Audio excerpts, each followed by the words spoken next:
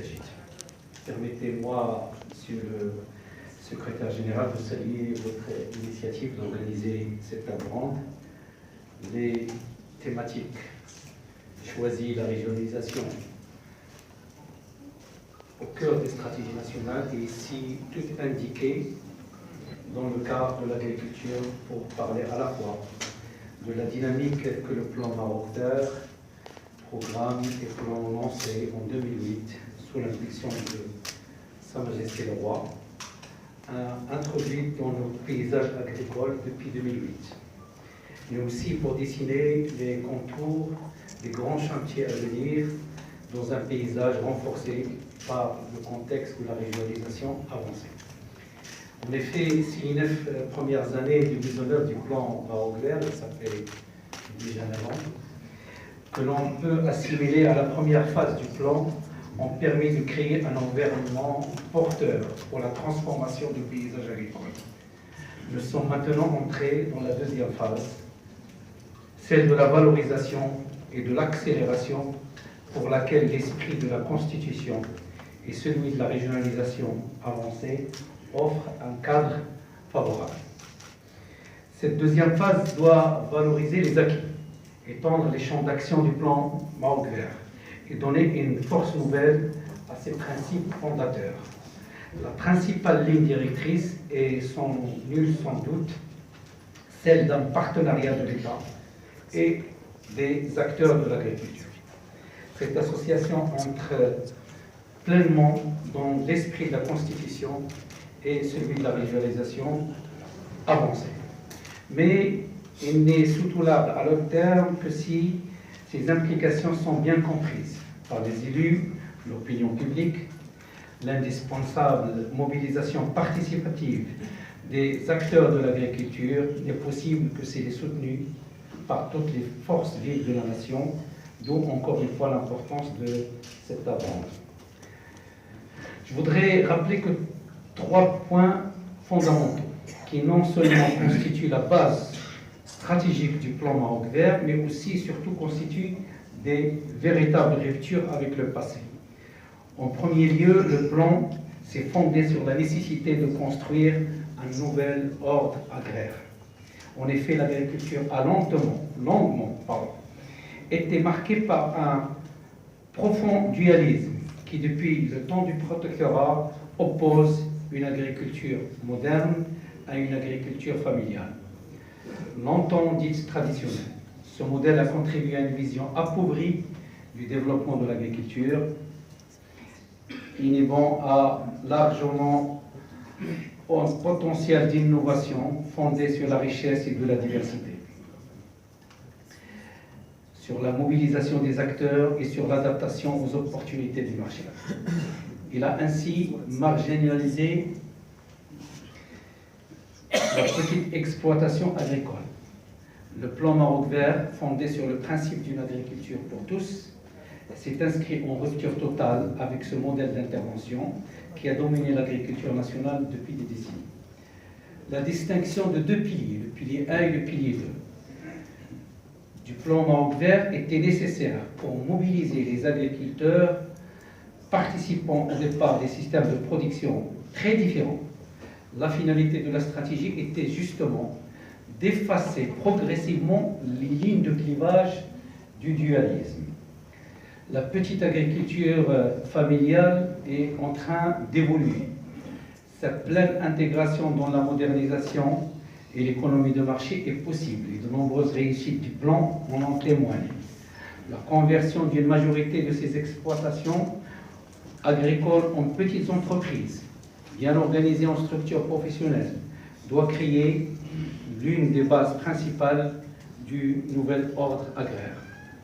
Ce nouvel ordre agraire ne devrait refléter à terme qu'une seule agriculture performante et bien intégrée au marché, mais dont les composants se différencient selon la taille des exploitations, leur choix de production et leur localisation géographique. D'autres pays, la France, l'Italie et l'Espagne par exemple, ont montré que cette diversité au sein d'une même agriculture était non seulement possible, mais qu'ils étaient une condition pour valoriser la diversité des potentialités, celle des ressources humaines et celle des accès au marché. Au-delà de ce nouvel ordre agraire, le plan Maroc Vert a reposé sur le besoin critique de mobiliser et d'engager l'ensemble des acteurs. Le plan n'a pas été conçu comme un programme d'intervention de l'État. Si certains héritages administratifs ont pu, ça et là, en donner l'impression, son principe essentiel a été d'abord de favoriser l'association des acteurs et de soutenir ceux qui démontraient leur détermination à prendre eux-mêmes la responsabilité de leur développement. Oui, le plan Maroc Vert est une stratégie tournée vers les acteurs et les opérateurs. Il se propose de les impliquer dans la dynamique d'un changement voulu et partagé, ce qui a nécessairement pour corollaire une redéfinition du rôle de l'État, son fondement est celui du partenariat entre la puissance publique et les acteurs organisés et responsables. Le plan aide avec ses moyens institutionnels, techniques, financiers, ceux qui portent des projets de développement tant au niveau de l'exploitation agricole que celui du groupement, de la coopérative, de la filière ou de l'interprofession. Il leur propose des partenariats sous forme contractuelle. Notre rôle à cet effet a été, durant toute la première phase, de créer un environnement porteur. Des mesures comme celles, par exemple, qui ont réformé les chambres d'agriculture pour les régionaliser, faciliter des mécanismes d'agrégation et d'association coopérative autonome, favoriser l'intégration dans les filières et les interprofessions, doivent être lues comme une rupture profonde avec un passé dominé par la présence et le contrôle de l'État. À cela s'ajoute la création de structures porteuses de l'ADN du plan Maroc Vert, véritable fer de lance de nos stratégies. D'une part, l'Agence de développement agricole, qui est une véritable banque d'affaires et catalyseur de l'investissement dans notre secteur à la disposition de l'investisseur privé comme du petit agriculteur. D'autre part, l'ANSA a permis à notre agriculture d'entrer de plein pied dans l'ère de l'excellence sanitaire et la traçabilité alimentaire. Et enfin, l'ANCA, qui a permis d'organiser la plus grande force de frappe de notre ministère sur le terrain, nos 1500 conseillers agricoles.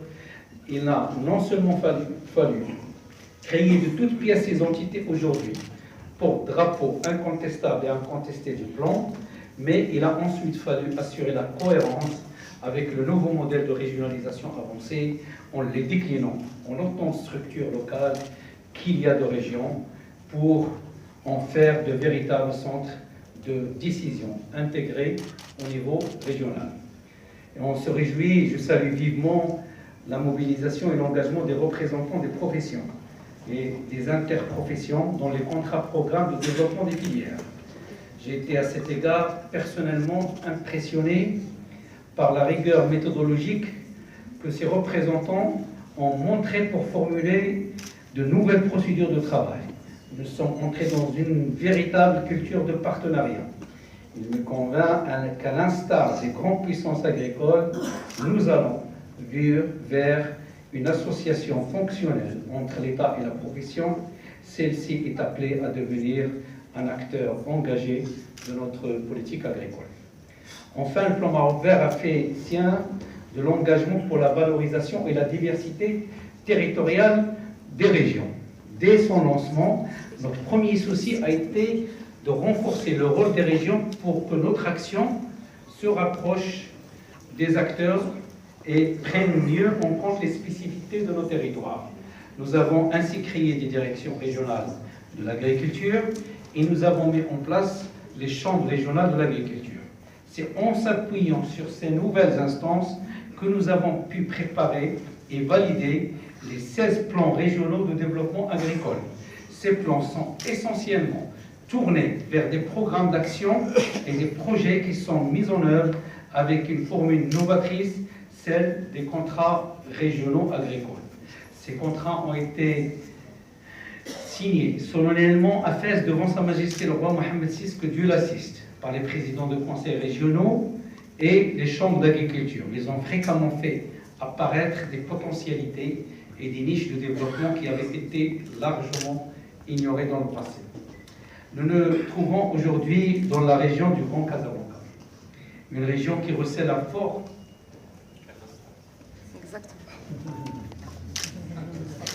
J'arrive.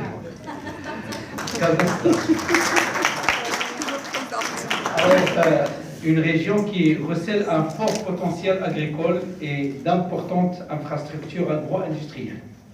Il contribue à la création de 15,8% de la valeur ajoutée nationale.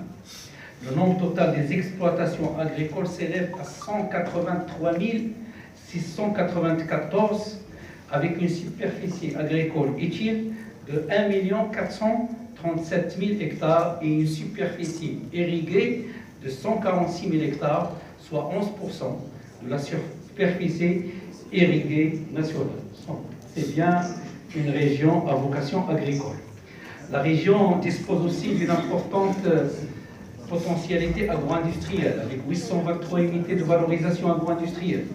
Le secteur agricole au niveau de la région est relativement bien organisé, avec 102 associations, dont 10 interprofessions et 1108 coopératives agricoles, dont 52% concernent la filière laitière.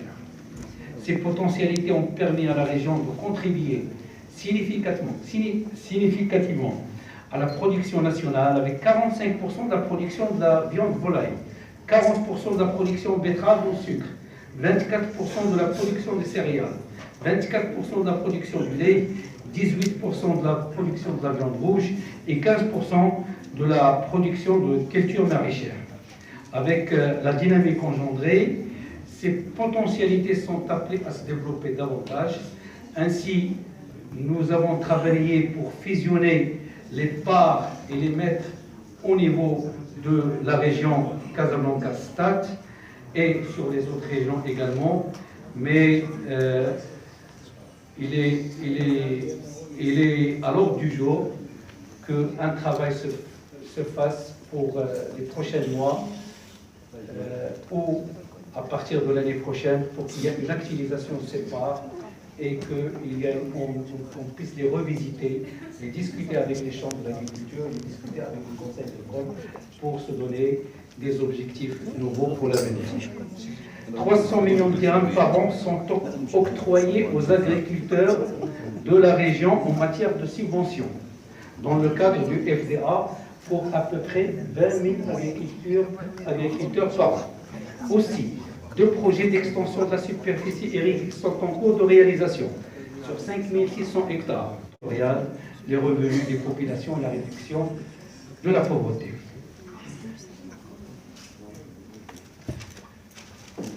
Le plan Maroc Vert a déjà changé l'agriculture marocaine. En effet, les actions structurantes du secteur agricole, grâce notamment au renforcement soutenu des investissements agricoles, multiplié par 1,7 fois entre 2008 et 2014, la transformation structurelle du secteur est perceptible par l'appréciation notable de sa valeur ajoutée. Le taux de croissance annuel s'est hissé à 6,7% en moyenne pour la même période, contre 3,9% pour le reste de l'économie, vis-à-vis de la sécheresse. Une année difficile comme celle que nous vivons aujourd'hui. Dans le passé, on arrivait à avoir des baisses de PIB agricole de l'ordre entre 20 et 40%. Et avec la difficulté que nous connaissons, il y a retard de pluie, le déficit pluviométrique aujourd'hui cette année de l'ordre de 43%, nous sommes à moins 7%. C'est dire le changement qu'a connu notre agriculture et le développement de la résilience et la transformation et la reconversion de céréales vers des produits à meilleure valeur ajoutée.